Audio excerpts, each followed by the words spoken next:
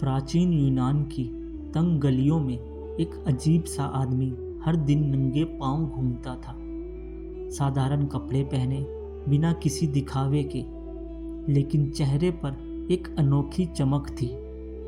वो जहां भी जाता लोगों से सवाल पूछता, उनके विचारों को टटोलता। यह आदमी था सुकरात, जिसे हम सोक्रेट्स के नाम से भी जानते हैं।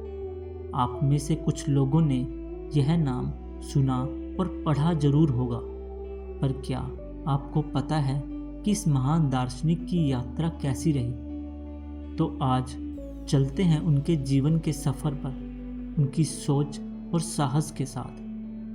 सुकरात का जन्म एक साधारण परिवार में हुआ था। उनके पिता एक मूर्तिकार थे और उनकी माता एक दाई। बचपन से ही सुकरात के मन में हर चीज को जानने की गहरी चाह थी। वो अनगिनत सवाल पूछते थे। उनका नजरिया कुछ ऐसा था जो और कोई नहीं देख सकता था। किसी भी औपचारिक शिक्षा में उनका मन नहीं लगता था, लेकिन खुद से सीखने की लगन उनमें बचपन से थी। इस खोज और आत्मज्ञान की प्यास ने सुकरात के जीवन की नींव को रखा, जिसने उन्हें यूनान का सबसे अद्भुत विचारक बना दिया। जैसे जैसे सुकरात बड़े हुए, उन्होंने एथेंस की गलियों में लोगों से संवाद करना शुरू किया, पर उनकी बातचीत कोई साधारण बातचीत नहीं होती थी।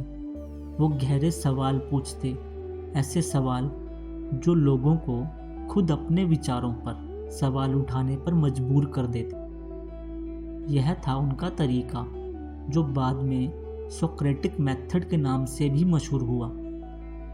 उनका मानना था कि सच्चा ज्ञान वही है जो इंसान के भीतर से निकले, और इसका सबसे अच्छा तरीका है सवाल पूछना। एक बार उनसे पूछा गया कि उन्हें इतना ज्ञान कहाँ से मिला। मुस्कुराते हुए सुकरात ने कहा, मुझे बस यही पता है कि मुझे कुछ नहीं पता। इसी ज्ञान ने उन्हें यूनान का सबसे बड़ा दार्शनिक बना दिया। सुकरात का प्रभाव उनके दोस्तों और शिष्यों पर इतना गहरा था कि उनके विचार पीढ़ियों तक जीवित रहे। उनके प्रसिद्ध शिष्य प्लेटो ने उनके विचारों को लेखन में संजोया, और प्लेटो के शिष्य अरस्तु ने आगे चलकर दर्शन के क्षेत्र में अनमोल योगदान दिया। हम ऐसा भी कह सकते हैं कि सुकरात ने अपने शिष्यों के माध्यम से पूरे पश्चिम दर्शन की नींव रखी। सुकरात का जीवन न्याय और नैतिकता के प्रति गहरे विश्वास का प्रमाण था। उन पर आरोप लगा कि उन्होंने युवाओं को गुमराह किया और देवताओं का अनादर किया। दोषी ठहराए जाने के बाद उनके मित्र क्रीटो ने जेल में उनसे मुलाकात की और कहा वह आसानी से भाग सकते हैं, लेकिन सुकरात ने इस प्रस्ताव को ठुकरा दिया। सुकरात ने कहा, एक सच्चे नागरिक के रूप में मैंने देश के कानूनों का पालन करने का वचन दिया है। अगर मैं भागता हूँ तो यह मेरे सिद्धांतों के खिलाफ होगा। उन्हें विष पीने की सजा सुनाई गई, और जिस समय उन्होंने विष पीना था, उनके शिष्य और मित्र उनके पास खड़े थे। सुकरात ने शांत मन से विष का प्याला लिया और एक पल की झिझक के बिना उसे पी गए। उनके इस साहस ने उनके संपूर्ण जीवन को एक प्रतीक बना दिया, और वे अपने सिद्धांतों के प्रति अपने अंतिम क्षण तक अड़े रहे।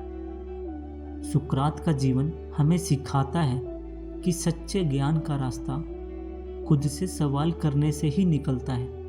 न्याय, सत्य और नैतिकता उनके दर्शन के केंद्र बिंदु थे। वे मानते थे कि एक इंसान का असली उद्देश्य खुद को जानना है। उनके विचार हमें याद दिलाते हैं कि ज्ञान की खोज अंतहीन है, और यह ज्ञान हमारे भीतर ही है। तो दोस्तों, यह थी सुकरात की कहानी। उनके विचारों ने पूरे दर्शन को नया रूप दिया, और उनके बाद आने वाले विचारकों को प्रेरित किया। अगले एपिसोड में हम उनके शिष्य प्लेटो की कहानी जानेंगे। तब तक अपने अनमोल जीवन में सुकरात की तरह खुद से सवाल पूछते रहिए, क्योंकि यही है सच्चे ज्ञान की खोज का पहला कदम। धन्यवाद।